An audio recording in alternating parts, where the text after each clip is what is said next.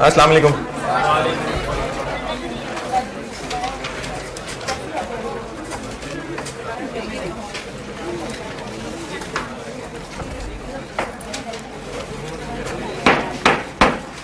दुरूद शरीफ पढ़ लें।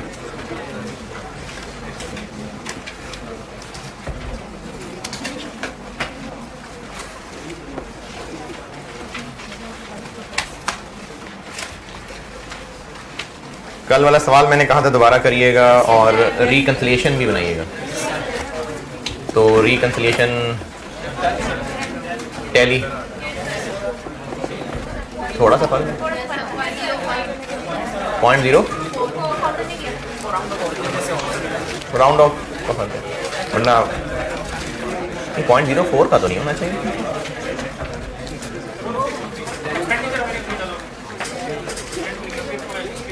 नहीं, वो तो 0.1 है।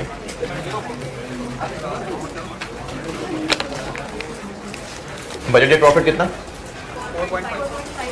5। Sale price variance 9.4। Positive negative? Sale volume variance negative हो तो बोलना। Material price variance 17 negative. Material usages variance 0.54 negative. Labour rate variance 4।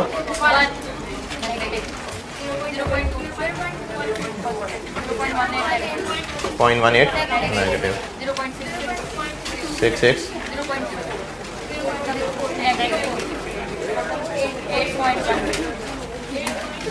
अच्छा 0.04 ठीक है। 8.12 जबकि कैलकुलेट क्या किया था हमने?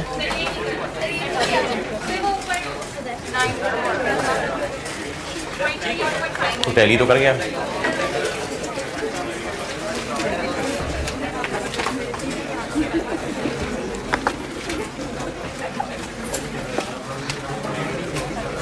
सवाल दोबारा कहा था कर लें। स्प्रिंग 13 एक सवाल मैंने परसों दिया था होमवर्क और वो आप लोगों ने कल नहीं किया हुआ था और कसमें खाई थी, वादे किए थे। और अब मैं उम्मीद करता हूं कि आप वादे के सच्चे निकले और ये सवाल कर लिया।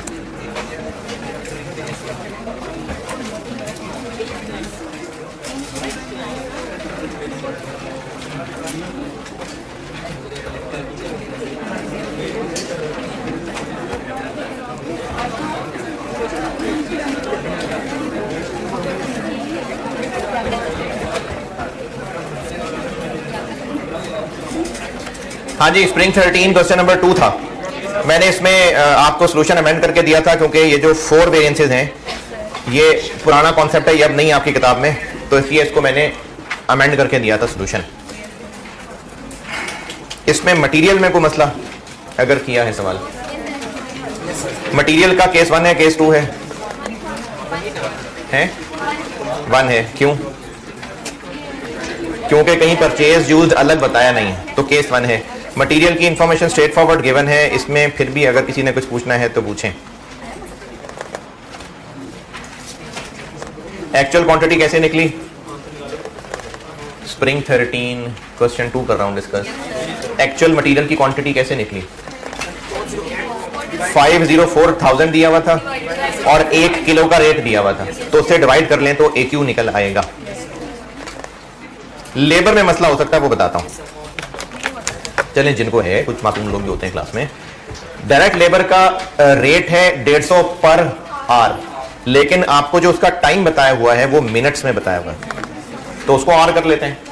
जैसे दी standard labour our required for producing 1 unit is 30 minutes, यानी आधा घंटा, तो स्टैंडर्ड बन गया आधा घंटा। और इसी तरीके से जो एक्चुअल है वो 33 मिनट्स लगे, तो 27,000 यूनिट्स बनाने पे असल में 33 मिनट्स लगे, तो घंटे कितने लगे? ये एक्चुअल आवर्स आ गए। क्योंकि रेट पर आवर है ना, तो हमने फिर स्टैंडर्ड को भी और एक्चुअल को भी आवर्स में कन्वर्ट कर लिया। ये लेबर है। और इसमें आपने कुछ पूछना है तो पूछें। सब में? क्योंकि उसने ओवरहेड्स को लेबर से लिंक किया है। सवाल में लिंक किया तो है 12 रुपए पर लेबर आवर, ऊपर वाले टेबल में देखो। तो जब उसको लेबर से लिंक कर दिया तो क्वांटिटी तो लेबर वाली आएगी। जी बोलिए आप।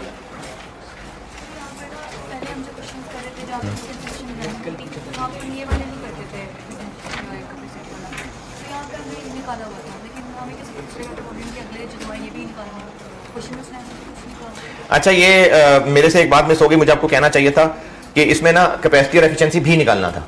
ये जो होता है ना 4 वेरिएंस मेथड होता था एक, इसमें कुछ 4 तरह से वेरिएंस निकालते थे ओवरहेड्स के, तो उनमें ये एफिशिएंसी और कैपेसिटी भी निकालते होते हैं। तो मैंने इसके सवाल की रिक्वायरमेंट तो आपको कह दिया था कि 4 वेरिएंस मेथड उड़ा दें, लेकिन साथ ये लिख लें कि फिक्स्ड ओवरहेड्स के एफिशिएंसी और कैपेसिटी भी निकालना है। तो ये सवाल की रिक्वायरमेंट से पता चल रहा है। इस सवाल की रिक्वायरमेंट में मटेरियल, लेबर और ओवरहेड के जो वेरिएंसेस लिखे हैं रिक्वायरमेंट में, आप खुद लिख लें, क्योंकि 4 वेरिएंस मेथड ये पुराना कॉन्सेप्ट है, ये अब नहीं है। तो इसलिए इसकी रिक्वायरमेंट में लिख लें कि फिक्स्ड ओवरहेड्स, कैपेसिटी और एफिशिएंसी दोनों भी निकालने। कैसे पता चलेगा आपको पेपर में निकालने कि नहीं निकालने? नाम लेके अलग से वो बता देंगे। क्या कह रहे हैं आप?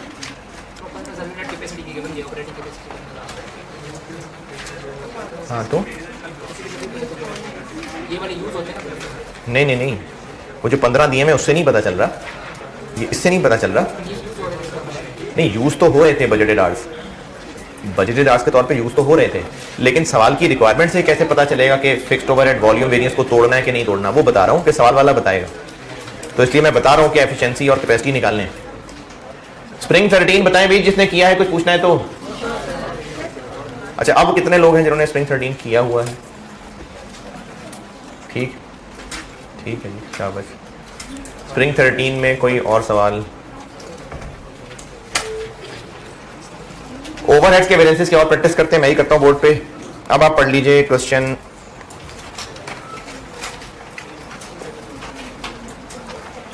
भी हमने क्या किया था,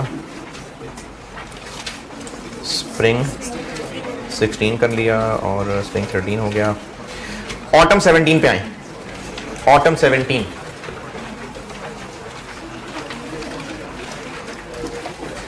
ऑटम 17 क्वेश्चन नंबर 7। ये जो इसकी रिक्वायरमेंट है ना, एग्जामिनर को बड़ा पसंद है ये स्टाइल, ये 2-3 दफा पूछा गया है। ऑटम 17 क्वेश्चन नंबर 7, इसमें जो रिक्वायरमेंट की वर्डिंग है ये एग्जामिनर को पसंद है, ये 2-3 दफा पूछी है उसने वर्क। क्वेश्चन नंबर 7 पढ़ने में करता हूं बोर्ड पे। सितंबर 2017 क्वेश्चन नंबर 7।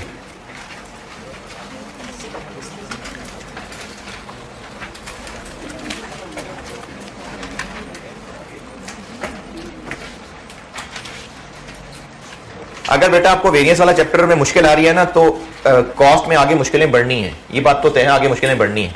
इसलिए आपको अपनी एफर्ट बढ़ानी पड़ेगी। आपको अगर चीजें मुश्किल लग रही है तो आप उनको बार बार रिवाइज करिए। छोड़ना तो छोड़ दें, मर जाए। अगर करना है तो फिर आपको अपनी एफर्ट बढ़ानी पड़ेगी, क्योंकि इसने तो और मुश्किल ही होने आगे कॉस्ट में।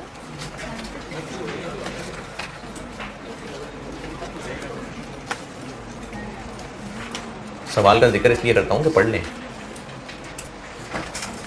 सितंबर 2017 क्वेश्चन नंबर 7 पढ़ लीजिए।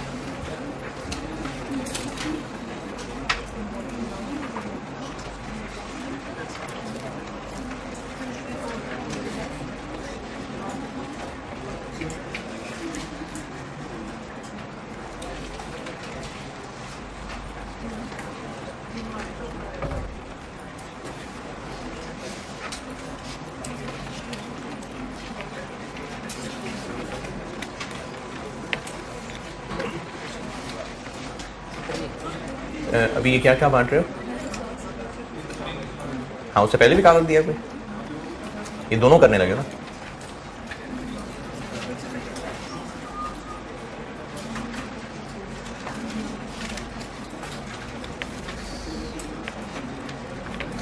अच्छा, ये आप दो कागज पहुंच रहे हैं आप तक अभी, और ऑनलाइन वालों के मैं कोर्स में रख रहा हूं।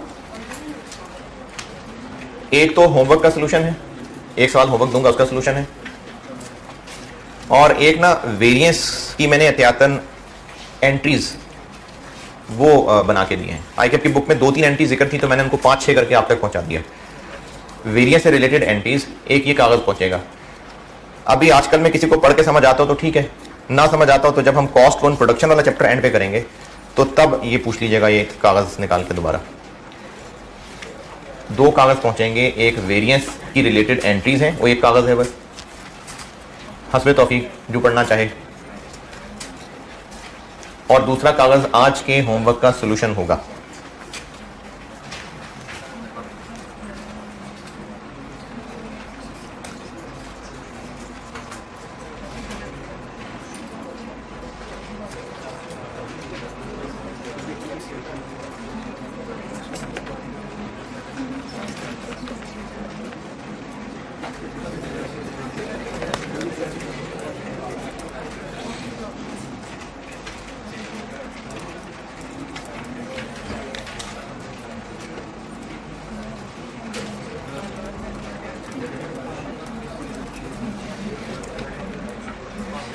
हाँ जी, सवाल पढ़ ले तो मैं शुरू करूं। रिक्वायरमेंट 1 में तो एंट्री मांगी है ओवरहेड्स की, ये एंट्री चलो करते हैं एंड पे। पॉइंट नंबर 2 में उसने ना डायरेक्टली ये नहीं बताया कि वेरिएंस निकालने, वर्ड बेशक वेरिएंस का लिखा नजर आ रहा है, लेकिन ये जो वर्डिंग यूज की है, analyse under over applied overheads into. Variance analysis क्या होता है?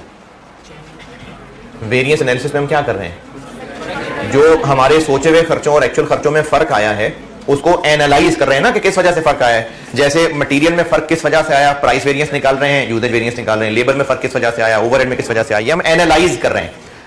जब मैंने फिक्स्ड ओवरहेड्स के वेरिएंसेस पढ़ाए थे तो जो फिक्स्ड ओवरहेड्स का टोटल वेरिएंस था उसकी शान में एक मैंने बात अर्ज की थी कि जो फिक्स्ड ओवरहेड्स टोटल वेरिएंस है ये ही under over applied fixed overheads है। इसी तरह जब हमने ये फिक्स्ड और वेरिएबल ओवरहेड्स की तमीज नहीं की थी, बिल्कुल शुरू में जब चैप्टर ओवरहेड्स पढ़ा था, तो वहां पर हम जब अप्लाइड ओवरहेड और एक्चुअल ओवरहेड्स ले रहे थे तो वो कौन से ओवरहेड्स थे, फिक्स्ड थे कि वेरिएबल थे? मार्जिनल एब्जॉर्प्शन पढ़ा है तो मैंने फिक्स्ड वेरिएबल तोड़े हैं, उससे पहले तो मैंने नहीं तोड़े थे। उससे पहले प्रोसेस कॉस्टिंग में ओवरहेड्स अप्लाई कर रहे थे, ओवरहेड्स वाले चैप्टर में अंडर ओवर अप्लाइड कैलकुलेट किया था। वो कौन से ओवरहेड थे, फिक्स्ड थे कि वेरिएबल थे?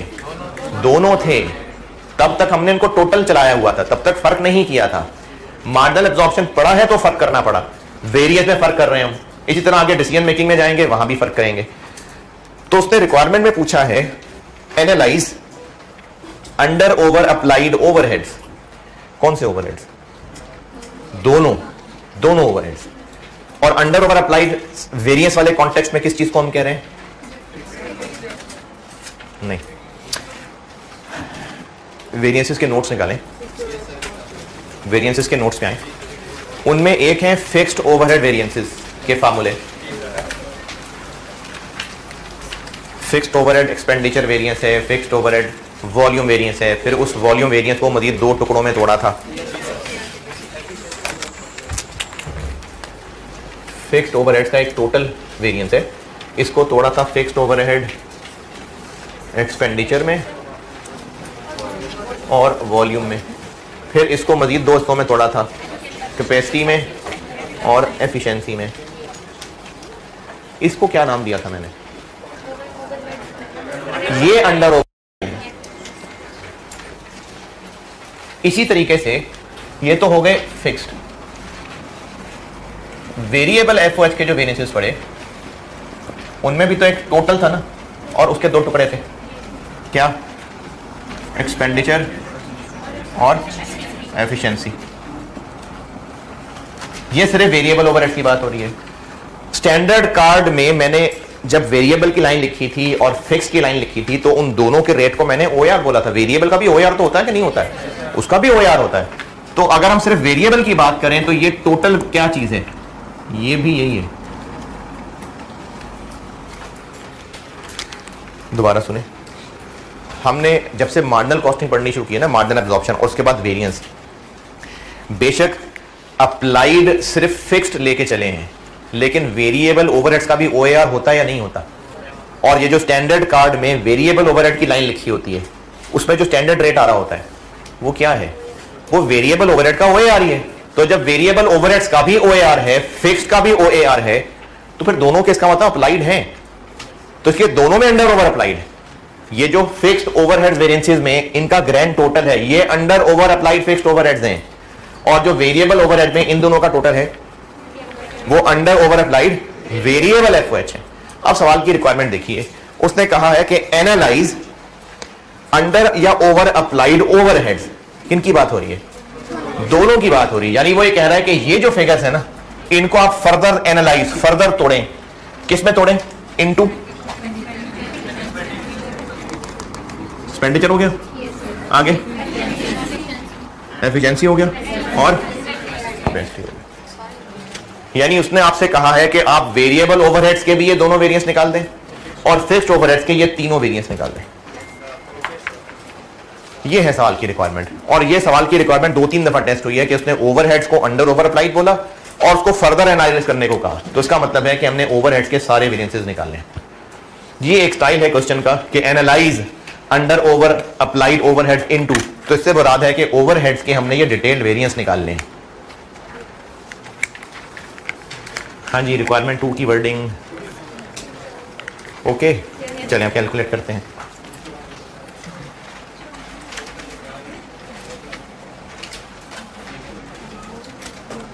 खत्म हो गए?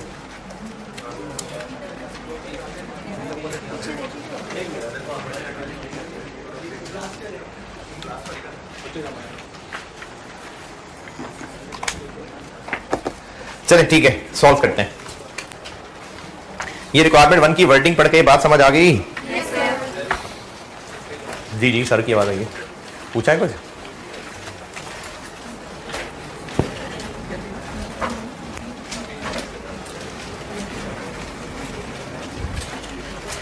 वेरिएंसेस निकालने हैं तो स्टैंडर्ड कार्ड बनाए रहने ने, बनाना है स्टैंडर्ड कार्ड पूरा ना सही, वेरिएबल और फिक्स्ड वाला ही काफी है। स्टैंडर्ड कार्ड में चीजें पूरी करके लिख लेना तो वेरिएंस निकालने में हेल्प होती है। अब हमें इसमें मटेरियल और लेबर के वेरिएंसेस तो नहीं निकालने, बस ओवरहेड्स के निकालने हैं। तो इस तीसरे कॉलम की जरूरत भी नहीं है। तीसरा कॉलम तो तब बनाते जब पूरे प्रोडक्ट की कॉस्ट निकलती, कंट्रीब्यूशन प्रॉफिट निकलता। अब तो निकालने सिर्फ वेरिएबल और फिक्स्ड के ओवरहेड वेरिएंस हैं, ये दो काफी। फिर भी अगर किसी को दिल पे बोझ महसूस हो, बुरा लगे, मतली हो, तो वो साथ ये टोटल भी बना ले। वेरिएबल ओएआर वो यहां लिखेंगे और फिक्स ओएआर यहां लिखेंगे। ये दो चीजें हम स्टैंडर्ड कार्ड में लिख लें, इसके बाद फिर वेरिएंसेस निकालते हैं। हाँ जी, सवाल में कहाँ हैं इनके स्टैंडर्ड रेट्स, कहाँ से निकालें? कुछ भी, चलो क्वांटिटी की बात कर लेते हैं। क्वांटिटी लेबर आर के मशीन आवर्स कैसे पता? सवाल में डाटा ही लेबर आर का है तो लेबर आवर्स ही होंगे। तो यहां कितना लिखूं? यहां क्या लिखूं मैं?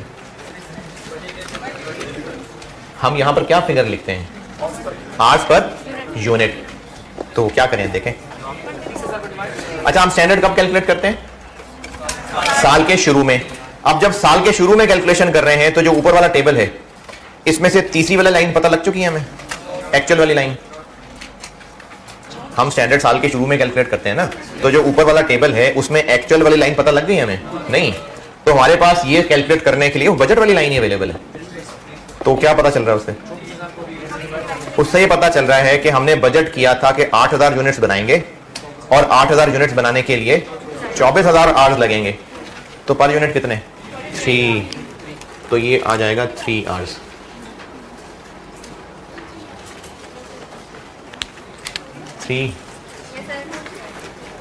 चलिए 3 नहीं समझ आया तो ये मकड़ी से पूछते हैं।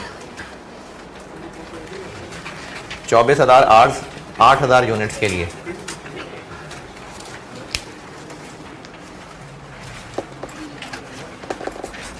अब आगे रेट देखिए, रेट क्या क्या करें, कैसे 3.6 मिलियन है, उसको लेबर आवर से डिवाइड कर लिया, कितना आ गया, किसके सामने लिखूं, दरमियान में करके लिख दूं, ये तो दोनों का है, दोनों का सेम है। 36 लाख क्या है, बजटेड फिक्स्ड ओवरहेड्स के बजटेड वेरिएबल ओवरहेड्स, दोनों बजटेड ओवरहेड्स हैं, हमने तो तोड़ना है इनको, तो तोड़ें कैसे, इस टेबल के जस्ट नीचे दिया हुआ है कि फिक्स्ड ओवरहेड्स वर बजटेड एट 12 लाख, तो उस 36 लाख में से 12 लाख फिक्स्ड हैं, तो बाकी 24 लाख बस अब इन दोनों के अलग अलग निकल आएंगे वो यार। फिक्स्ड ओएआर के लिए 12 लाख डिवाइडेड बाय 24,000 और वेरिएबल ओएआर के लिए 24 लाख डिवाइडेड बाय 24,000, ये ऐसे निकलेगा स्टैंडर्ड रेट। ये बात दोबारा देखिए, ये जो यहां पर हम रेट लिखते हैं ये ओएआर ही होता है ना, तो ओएआर होता है budgeted overheads divided by budgeted hours, तो बजटेड आवर्स तो दिए हुए 24,000, लेकिन जो बजटेड ओवरहेड्स हैं हमें इन दोनों को अलग अलग करना पड़ेगा क्योंकि दोनों अलग अलग लाइनें हैं। तो इस 36 लाख में से 12 लाख फिक्स्ड हैं, ये टेबल के नीचे लिखा हुआ है, तो 36 में से 12 अगर फिक्स्ड हैं तो बाकी 2.4 मिलियन वेरिएबल होगा, तो ये फिक्स का ओएआर और ये वेरिएबल का ओएआर, और ये ओएआर यही है जो स्टैंडर्ड रेट होता है। तो स्टैंडर्ड रेट आ गया 100 और 50, जरूरत इनकी ही है, फिर भी कोई अगर दिल कर रहा लिखने का तो यहां 300 लिख लें और यहाँ 150। ये स्टैंडर्ड रेट स्टैंडर्ड कार्ड बन गया। अब इससे हम लोग ओवरहेड्स के वेरिएंसेस निकालते हैं।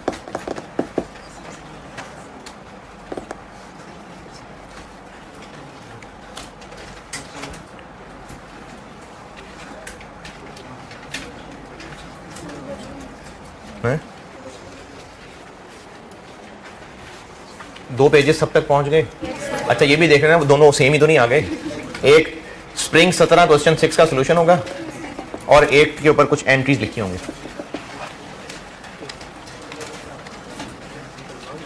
ठीक है, मिल गया सबको। अब यहां से वेरिएंसेस निकालते हैं। ये क्वेश्चन 7 जो हम कर रहे हैं सितंबर 17, ये 2-3 दफा रिपीट हुआ है इस तरह का। ये स्टाइल पसंद है एग्जामिनर को, ये फर्दर एनालाइज करें अंडर ओवर अप्लाइड को। वेरिएंसेस निकालने हैं, कौन कौन से निकालने हैं, सारे ही तो निकालने हैं। वेरिएबल ओवरहेड्स का एक्सपेंडिचर एफिशिएंसी और फिक्स्ड ओवरहेड का एक्सपेंडिचर और वॉल्यूम की जगह कैपेसिटी और एफिशिएंसी। तो ठीक है, पांचों निकाल लेते हैं। Variable overheads expenditure variance, formula होता है इसका standard rate into actual hours minus actual rate into actual hours. Standard rate कितना 100 इनटू एक्चुअल आवर्स कितने हैं, ऊपर टेबल में नजर आ रहे हैं। एक्चुअल आवर्स हाँ जी 25,000 25,000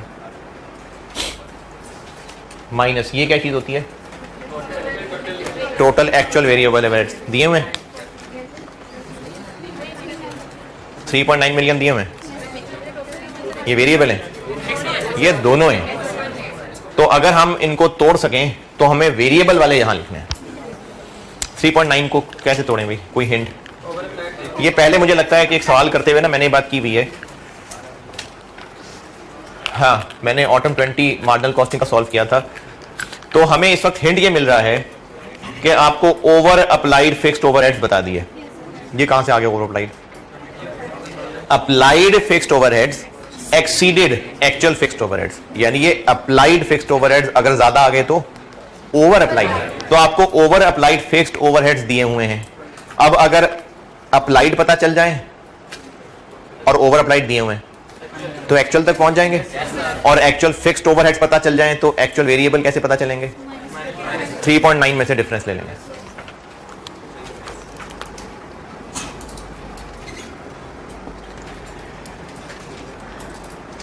अप्लाइड फिक्स्ड ओवरहेड्स कैसे निकालें जी?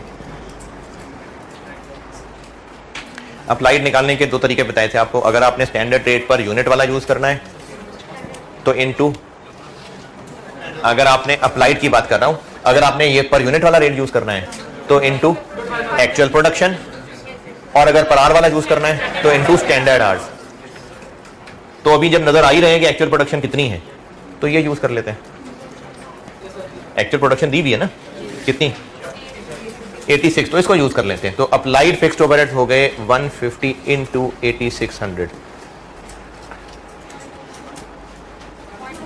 1290000। अच्छा, ये वर्किंग वन हो क्यों रही है, क्या कर रहा हूं मैं? हमें चाहिए एक्चुअल वेरिएबल ओवरहेड्स, नहीं दिए हुए, टोटल दिए हुए हैं।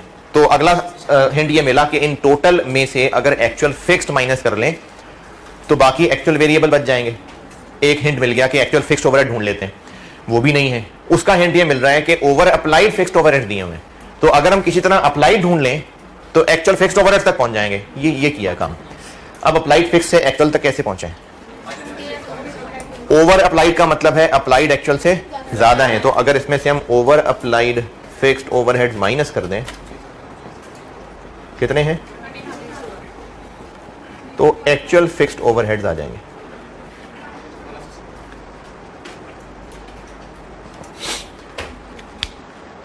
अब आगे ये तलाश शुरू किस चीज की हुई थी?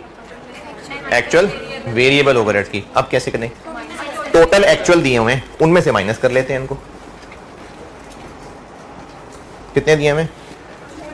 3.9, तो इसका डिफरेंस ले लें 26, ये एक्चुअल वेरिएबल ओवरहेड्स हो गए।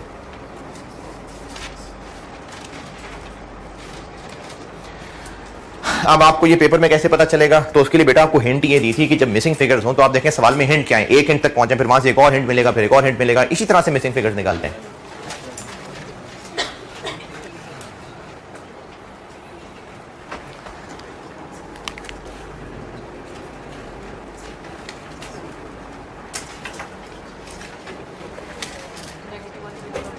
वन 130,000 नेगेटिव,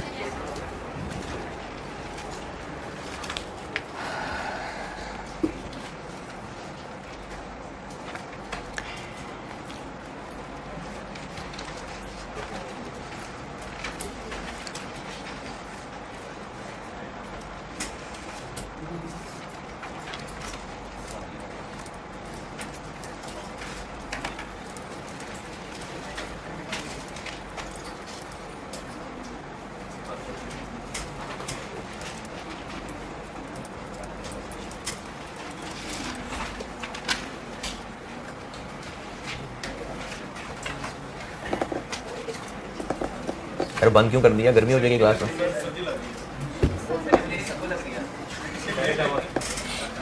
अच्छा,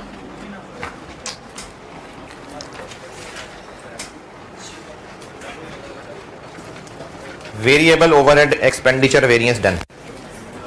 वेरिएबल ओवरहेड्स कौन सा? Efficiency variance. Formula standard rate into standard hours minus standard rate into actual hours. Standard rate है 100 रुपए, स्टैंडर्ड आवर्स कैसे निकालते होते हैं? एक्चुअल प्रोडक्शन इंटू ये वाले आवर्स। कितनी actual production? 86, 8600 into 3 25 minus 100 into actual hours कितने? 25,000, 80,000 पॉजिटिव। स्टैंडर्ड आवर्स निकालते हैं actual finish goods produced into standard में लिखे हुए आवर्स। तो एक्चुअल प्रोडक्शन हुई है 8600 इंटू 3, ये ऐसे क्या आ गया?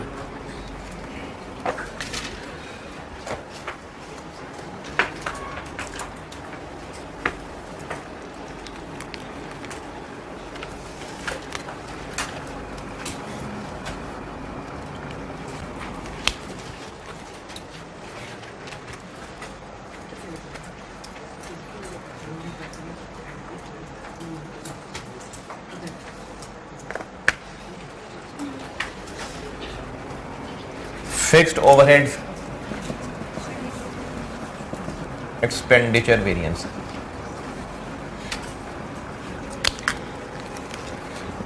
Budgeted minus actual. बजटेड भी दिए हुए हैं 12 लाख और एक्चुअल ये निकाल लिए।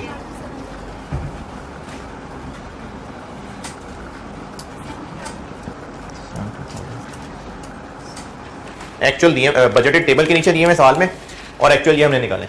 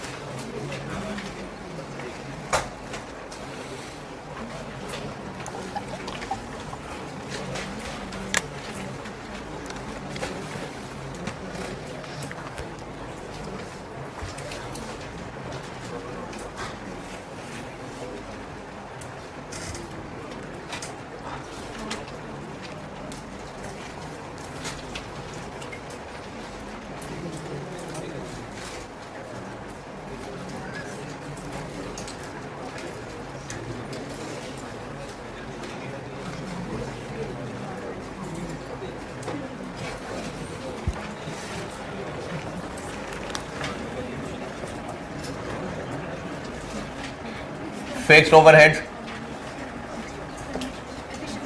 Efficiency variance.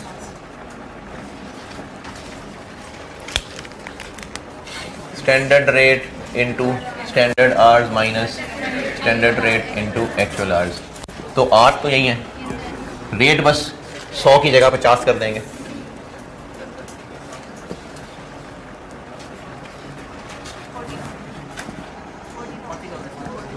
पॉजिटिव।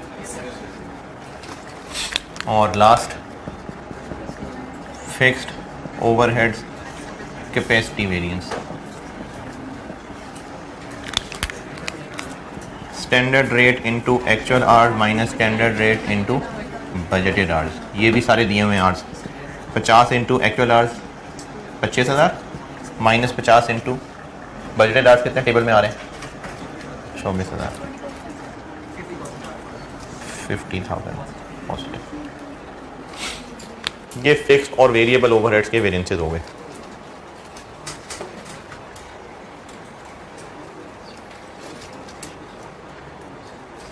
अच्छा, नोट करते रहे, ये आखिरी बात सुन ले सारे। जब आपको इस तरह से कहा हो ना कि under over applied further analyse कर दें, क्योंकि उसने अंडर ओवर अप्लाइड को तोड़ने को कहा है, तो अब सारे वेरिएंसेस निकालने के बाद इनको जोड़ें और उसको नाम दें कि अंडर ओवर अप्लाइड है। दोबारा सुने, ये सारे वेरिएंसेस कर लिया आपने, कैलकुलेट कर दें, पांचों को ऐड माइनस जो भी होना है, this plus this minus this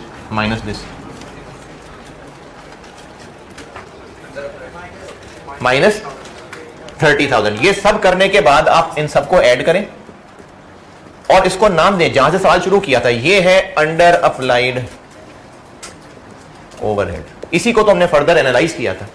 इसलिए अगर आपको ये वेरिएंसेस नाम लेके पूछे तो बस हो गया आंसर। लेकिन अगर कहा है कि अंडर ओवर अप्लाइड ओवरहेड को फर्दर एनालाइज करें, तो हमने इसको फर्दर एनालाइज किया है। इसलिए ये निकालने के बाद एंड पे इनका टोटल करके ये लाइन जरूर लिख देना। ये कैसे फैसला करें कि अंडर है कि ओवर है? ये शुरू में जब ओवरहेड्स पढ़ाए थे तो मैंने नेगेटिव लगाया था अंडर अप्लाइड को। जब शुरू में आपको चैप्टर 3 में पढ़ाए थे ना, तो मैंने तब माइनस साइन लगाया था अंडर अप्लाइड को, माइनस आ गया अंडर अप्लाइड। तो अगर अंडर ओवर अप्लाइड को फर्दर एनालाइज करने को कहा है तो वेरिएंस निकालने के बाद इनका सम एंड पे जरूर करना है। ये हो गई रिक्वायरमेंट 2 की सारी मेहनत।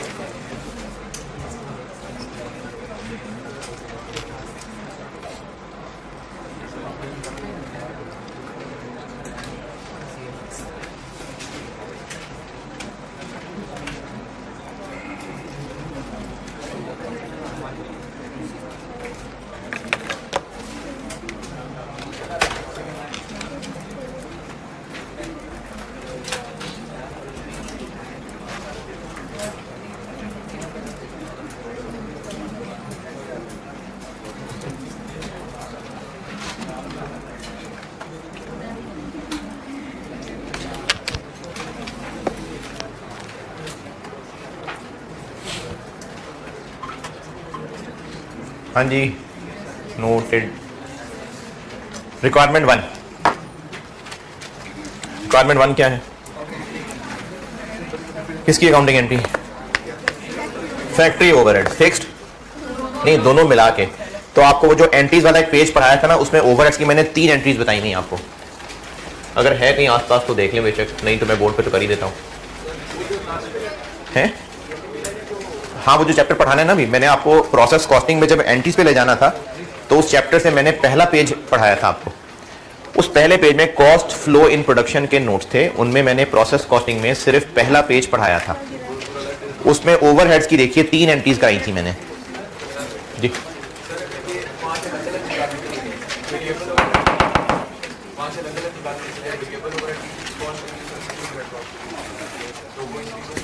वैसे तो रिक्वायरमेंट की वर्डिंग का ही आंसर वो नहीं है जो आप कह रहे हैं। आप अगर सिर्फ वेरिएबल ओवरहेड्स कॉस्ट वेरिएंस और फिक्स्ड ओवरहेड्स कॉस्ट वेरिएंस निकाल दें तो वो तो है ही अंडर ओवर अप्लाइड ना, फर्दर एनालिसिस किधर है? और वो जो सवाल की वर्डिंग है कि एक्सपेंडिचर, एफिशिएंसी, कैपेसिटी, वो कहां से निकले? तो इसलिए जब हमसे वेरिएंस एनालिसिस करने को कहा जाता है तो जो सारी डिटेल्ड एनालिसिस है वो करना होता है। ओवरहेड्स की 3 एंट्रीज बताई नहीं है, क्या क्या?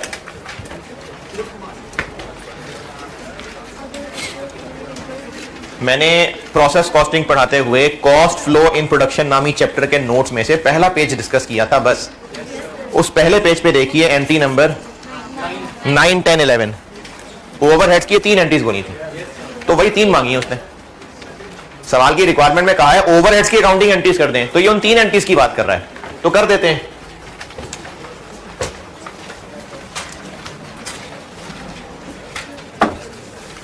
रिक्वायरमेंट 1, एक्चुअल ओवरहेड्स की क्या एंट्री होती है? वो देखे ना यार, उधर 9, 10, 11 एफओएच कंट्रोल डेबिट और कैश या एक्यूमुलेटेड डेब्ट्स क्रेडिट। तो एक्चुअल ओवरहेड्स किधर है इस सवाल में? क्या हो गया, किधर किधर मर गए सारे? रिक्वायरमेंट 1 कर रहा हूं मैं। रिक्वायरमेंट 1 में ओवरहेड्स की एंट्रीज कहीं हैं, तो उन नोट्स में से एंट्री नंबर 9, 10, 11 देखिए, तो वो ओवरहेड से रिलेटेड एंट्रीज थी। पहली क्या? एक्चुअल ओवरहेड्स निकाल की एंट्री। तो एक्चुअल ओवरहेड्स की एंट्री होती है एफओएच कंट्रोल डेबिट और कैश या एक्यूमुलेटेड, पता नहीं जो भी हो, वो क्रेडिट। तो इस सवाल में है एक्चुअल एफओएच कितने हैं?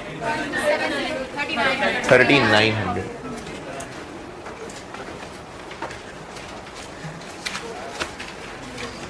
$39,000 है टोटल दिए में ना। एंट्रीज में तो हमें जरूरत ही नहीं फिक्स्ड और वेरिएबल तोड़ने की, एंट्रीज तो बस एफओएच की हैं। नेक्स्ट एंट्री अप्लाइड की क्या एंट्री होती है? वर्क इन प्रोसेस डेबिट और एफओएच कंट्रोल क्रेडिट। अप्लाइड निकालने के 2 फार्मूले, चाहे स्टैंडर्ड रेट पर आर यूज करना है तो इनटू स्टैंडर्ड आर्स, और अगर रुपीस पर यूनिट यूज करना है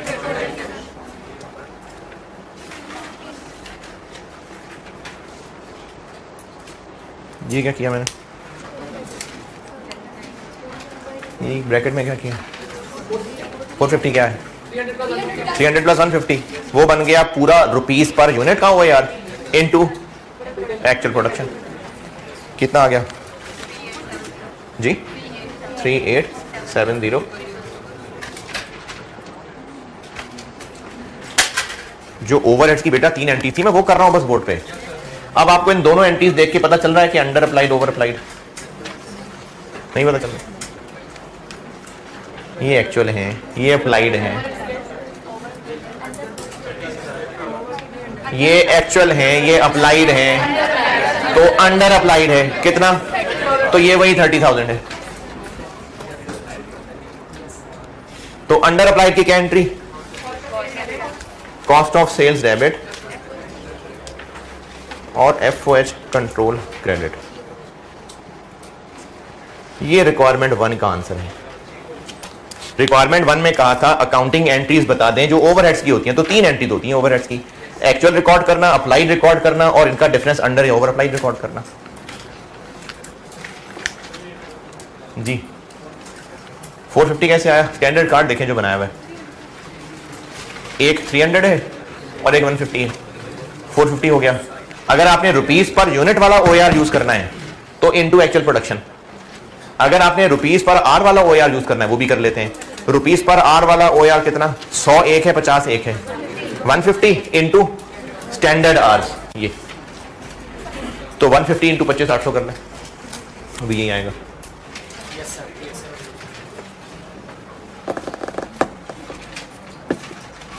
ऑटम 17 क्वेश्चन 7 डन। अच्छा पार्ट बी का आंसर क्या करेंगे? ये कॉन्सेप्चुअली है, मतलब इस तरह के छोटे छोटे कॉन्सेप्चुअल सवाल हो सकते हैं अंग्रेजी वाले। पार्ट बी का आंसर क्या करेंगे? हाँ जी हाँ, हम यहाँ पर ये बताएंगे कि मार्जिनल और अब्जॉर्प्शन कॉस्टिंग में बाकी ओवरहेड्स के वेरिएबल और फिक्स्ड सेम होते हैं, लेकिन फर्क ये होता है कि जो फिक्स्ड ओवरहेड्स वॉल्यूम वेरिएंस है वो मार्जिनल कॉस्टिंग में नहीं होता। क्यों नहीं होता?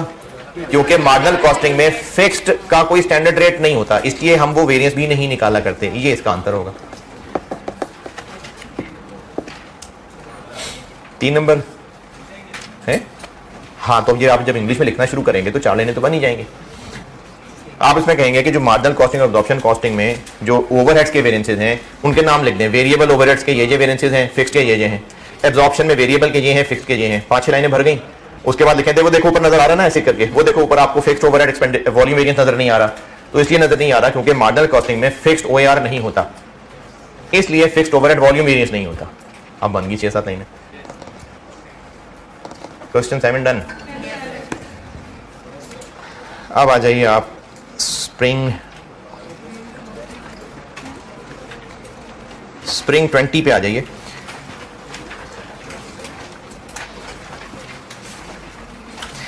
स्प्रिंग 20 मैं करता हूं बोर्ड पे सॉल्व। इसमें वेरिएंसेस तो नॉर्मल हैं, वेरिएंसेस इतने मुश्किल नहीं है। इसमें सवाल में मेन अच्छी बात यह थी कि इनके ऊपर कमेंट करने को कहा था, तो इसलिए मैं ये खुद ही डिस्कस कर रहा हूं। अभी जितना भी हो सका करता हूं उसको पूरा। पहले होमवर्क वाले सवाल की डिस्कशन सुन लें। ये जो होमवर्क वाला सवाल है ना, ये एक दफा ही आया था लेकिन आ सकता है दोबारा। आप पहले खोल लीजिए स्प्रिंग 17। पहले होमवर्क वाले सवाल की डिस्कशन गाइडेंस समझ लें, फिर स्प्रिंग 20 करते हैं। Spring 17 question number 6।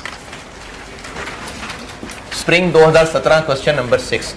लंबा सवाल नहीं है, छोटा ही है, आधे पेज का ही है। पढ़ ले, मैं आपको उसकी गाइडेंस बता देता हूं, फिर वो बेटा होमवर्क है। स्प्रिंग 17 यानी मार्च 2017 question number 6।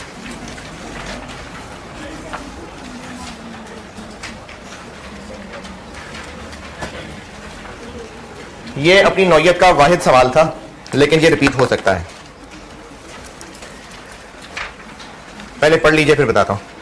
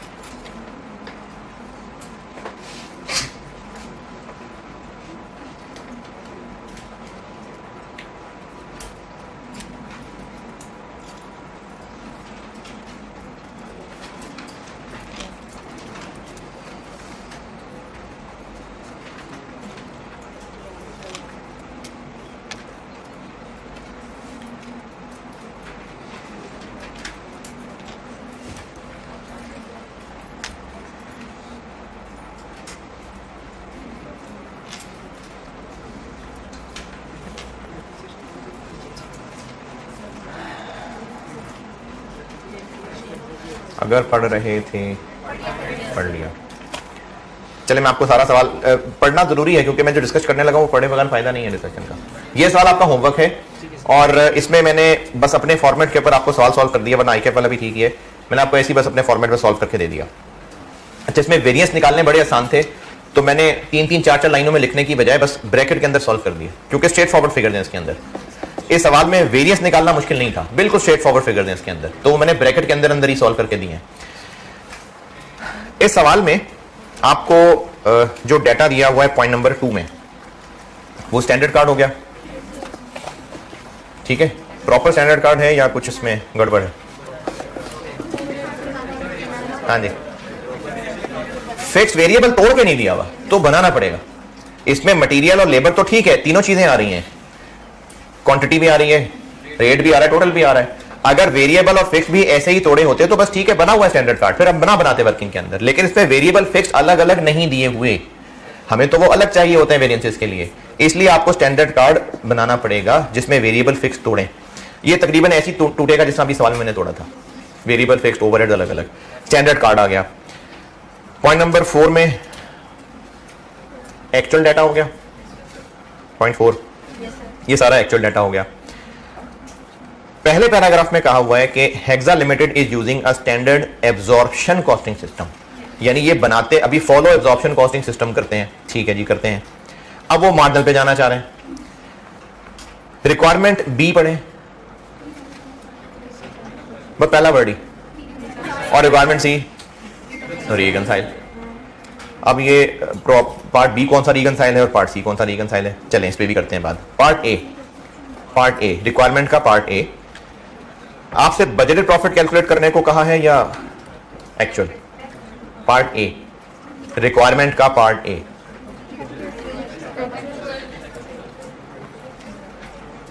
Compute the profit for the month, तो एक्चुअल। रिक्वायरमेंट बी की वर्डिंग पढ़े,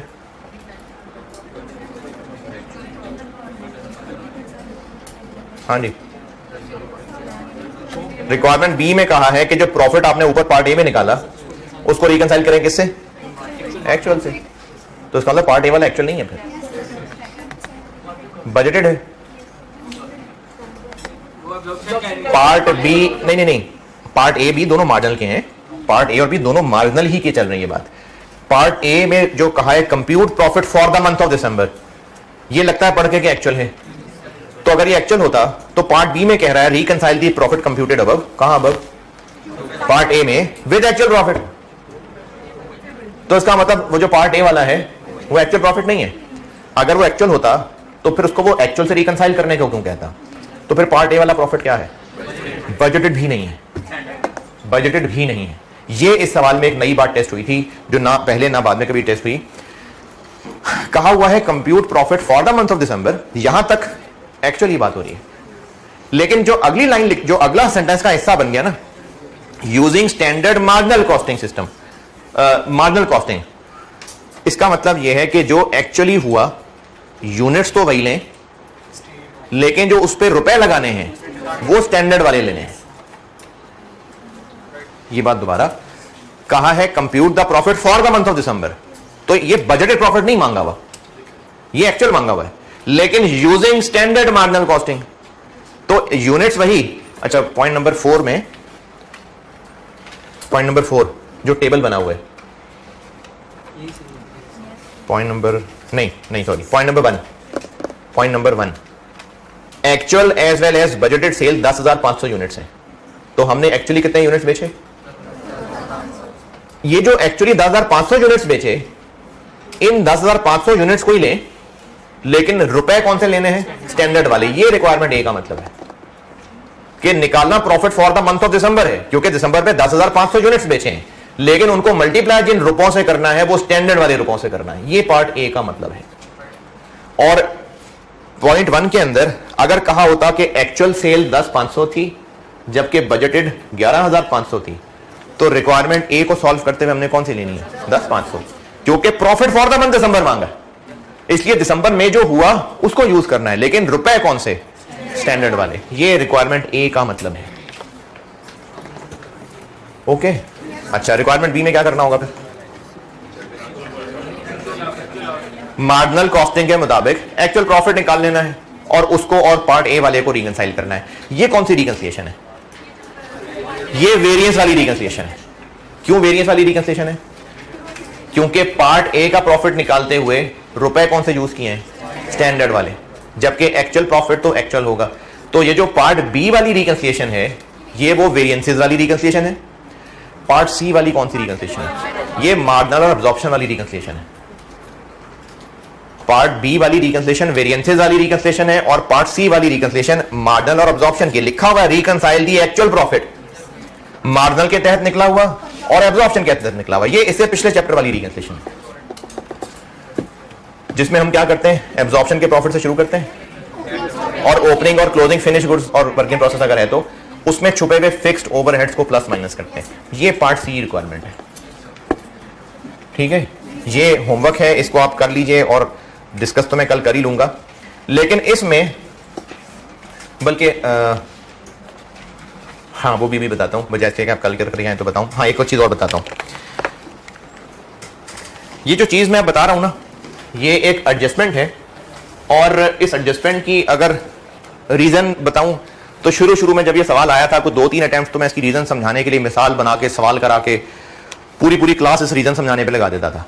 और उसके बाद सर करना क्या है इसमें करना क्या है, तो फिर मैंने वो रीजन बतानी यूजलेस समझ के छोड़ दी। तो इसलिए एक एडजस्टमेंट बता रहा हूँ, फार्मूला है। अगर किसी को फिर भी बहुत जानने का नहीं सर आप बताएं, इसके लिए अलग से बताएं, वो अलग से मुझे मिले आके मैं अलग से उसकी कैलकुलेशन बताऊं फिर ठीक है। वरना जरूरी नहीं होता कि हर चीज आपको हर मौके पे, जब आप 5वीं क्लास में भी पढ़ रहे थे, जरूरी नहीं होता कि हर चीज उसी वक्त सारी की सारी समझाई जाए, क्योंकि बहुत सारी चीजों की कॉस्ट होती है। वो कॉस्ट आपका टाइम है कि इस पे 1 घंटा लगा के ये इसकी रीजन समझाने की कोई खास जरूरत ही नहीं है। तो एक फार्मूला बता रहा हूं, बस चुप करके उस फार्मूले को मान लें और वो फार्मूला कब लगना है वो भी बता देता हूं। इस सवाल में ये कहा नहीं है कि इन्वेंट्री इज वैल्यूड एट क्या, कहीं पर ऐसी बात की, कहीं पर ये कहा होगा इन्वेंट्री इज वैल्यूड एट फलाना फलाना, नहीं।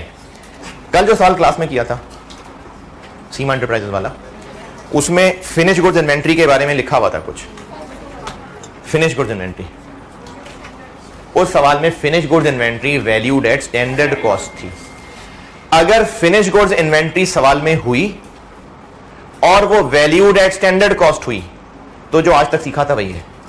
अगर सवाल में फिनिश गुड्स इन्वेंट्री हुई और सवाल के अंदर लिखा हुआ कि इन्वेंट्री वैल्यू, ये मैंने नोट लिखा हुआ है समझ लें, अगर सवाल में फिनिश गुड्स इन्वेंट्री हुई जैसे इस सवाल में है, point number 6, there was no opening finish goods, opening नहीं थी लेकिन क्लोजिंग थी तो है फिनिश गुड्स इन्वेंट्री। अगर closing finish goods, opening finish goods, जो भी फिनिश गुड्स इन्वेंट्री हो सवाल में और उर्दू वाला और finish goods inventory valued at standard cost हो तो जो अब तक सीखा था सब वैसे ही है। लेकिन अगर finish goods inventory valued at actual cost हुई तो रिकंसिलिएशन में एक इन्वेंट्री की एडजस्टमेंट भी डालनी पड़ती है। अगर फिनिश गुड्स इन्वेंट्री है सवाल में, सुन रहे हैं क्या काम है? वो जो ब्लू शर्ट नहीं आपके पीछे, आपसे आगे, ये ब्लैक और ब्लू, हाँ जी क्या काम है अभी?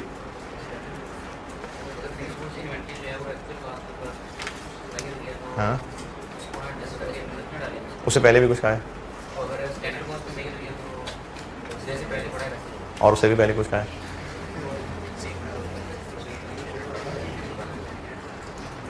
अगर क्वेश्चन में फिनिश गुड्स इन्वेंट्री है, ये कहा था अगर क्वेश्चन में फिनिश गुड्स इन्वेंट्री है और वो वैल्यूड एट स्टैंडर्ड कॉस्ट है तो जो अब तक सीखा है वही है। लेकिन अगर फिनिश गुड्स इन्वेंट्री है और वो वैल्यूड एट एक्चुअल कॉस्ट है तो रिकंसिलिएशन में एक हमें उस इन्वेंट्री से रिलेटेड एडजस्टमेंट डालनी पड़ेगी। वो एडजस्टमेंट क्या होगी, आप अपने वेरिएंस के नोट्स पे आइए।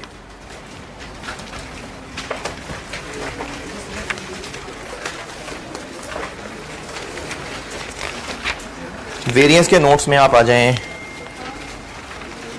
पेज 10,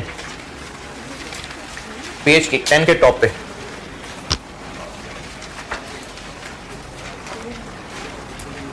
पेज 10 के टॉप पे एग्जाम नोट्स का एक डब्बा बनाया हुआ है।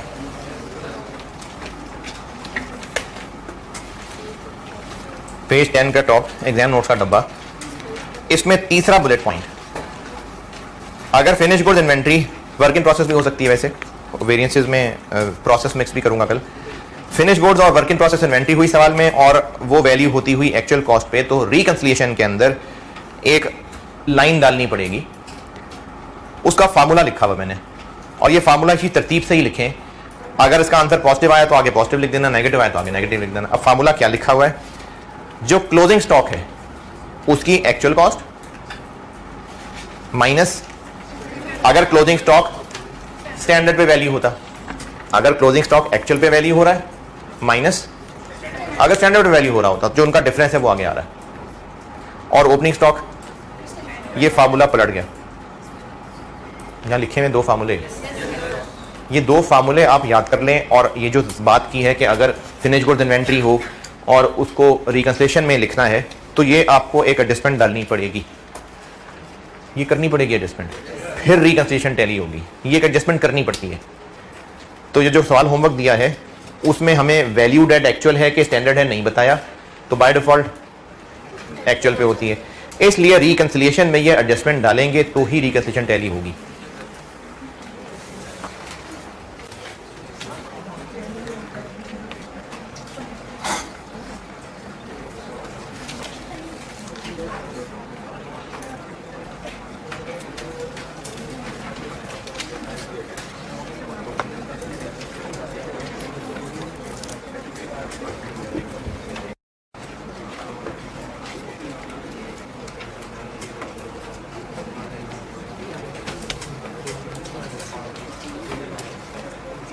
स्प्रिंग 17 हो गया, हो गया।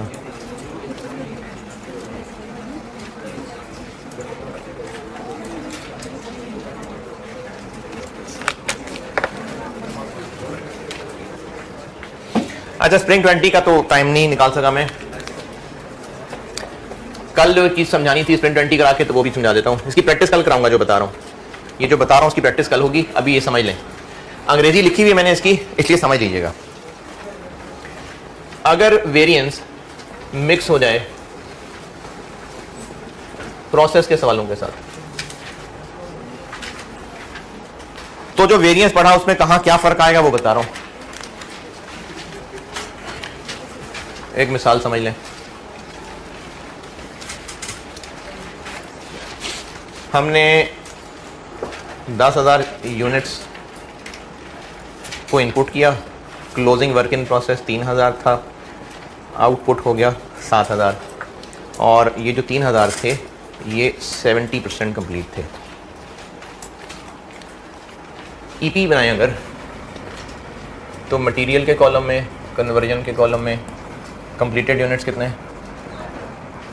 7,000, 7,000, क्लोजिंग के 3,000 और 2,100, 10, 90। ईपी बनाया करते थे।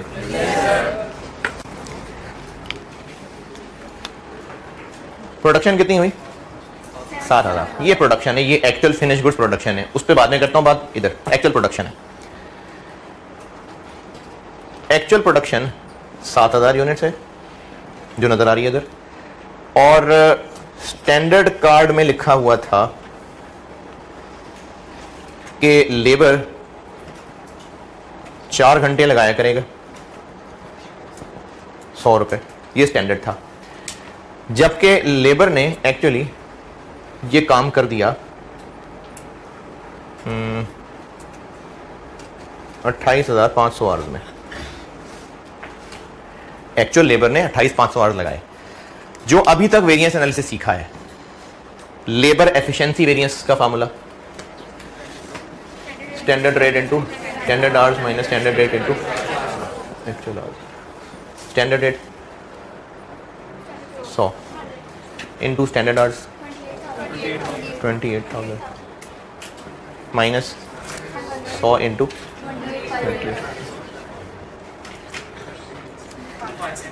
5,000 कि 50,000। क्या लग रहा है इससे कि लेबर ने अच्छा काम किया? अच्छा काम नहीं किया ना, नेगेटिव है। ये फेयर है कंपैरिजन,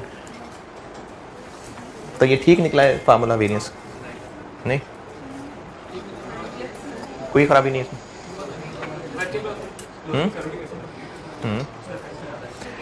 हमने स्टैंडर्ड आवर्स तो ले लिए कि जो इन 7,000 यूनिट जो बन गए उन पे जो आवर्स लगने चाहिए थे, जबकि इस महीने में, इस साल में क्या इन पे लेबर ने काम नहीं किया? इन पे भी काम किया है। ये जो 3,000 यूनिट्स हैं इन पे भी तो काफी सारा काम हुआ ही है। तो ये जो लेबर ने यहां 28,500 आवर्स लगाए वो सिर्फ इन 7,000 यूनिट्स पे नहीं लगाए हैं, इन 3,000 पे भी लगे हुए हैं। तो हम लोग क्या कर रहे हैं, 7,000 पे लगने वाले टाइम को तकरीबन 9,000 पे लगने वाले टाइम से कंपेयर कर रहे हैं। तो ये फेयर कंपैरिजन है? फेयर तब होगा जब हम स्टैंडर्ड आवर्स किन के हिसाब से कैलकुलेट करें, 7,000 के हिसाब से। स्टैंडर्ड आवर्स 4 को किससे मल्टीप्लाई करें, 7 से कर दिया तो फेयर नहीं है। क्यों नहीं है फेयर? क्योंकि लेबर के जो एक्चुअल आवर्स हैं वो सारे इन 7,000 यूनिट्स को बनाने में तो नहीं लगे, इन पे भी तो लगे हुए हैं ना। 70% कंप्लीट है तो 70% मेहनत तो उस पे भी हो चुकी हुई है। तो हमें यहां कंपैरिजन के लिए स्टैंडर्ड आवर्स 4 घंटे इंटू 7,000 करना सही नहीं होगा।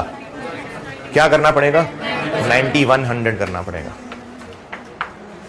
तो अब तक पड़ी हुई चीज क्या बदली कि जो हम अब तक एसएच निकालते थे वो निकालते थे स्टैंडर्ड में लिखे हुए को मल्टीप्लाई करते थे किससे, अब एक्चुअल प्रोडक्शन से नहीं करना, ईपी से करना। और अगर मटेरियल के वेरिएंसेस निकाल रहे होंगे तो इससे, और जब लेबर और ओवरहेड के वेरिएंसेस निकाल रहे होंगे तो इससे। ये आप वेरिएंस के नोट्स में ये बात समझ आई कि दिमाग बंद कर लिया। ये फेयर नहीं है ना, हम अगर फिनिश गुड्स प्रोडक्शन से मल्टीप्लाई कर लें तो अगर सवाल में प्रोसेस मिक्स हो गया तो सिर्फ इतना फर्क पड़ेगा कि जो अब तक हम एसएच एएच निकाला करते थे फॉर एक्चुअल प्रोडक्शन, अब हमने एक्चुअल प्रोडक्शन की बजाय इक्विवेलेंट प्रोडक्शन के लिए निकालना है। ये मैंने पेज 8 के लास्ट में लिखा हुआ है, आपके वेरिएंस के नोट्स पेज 8 सबसे आखिरी पॉइंट।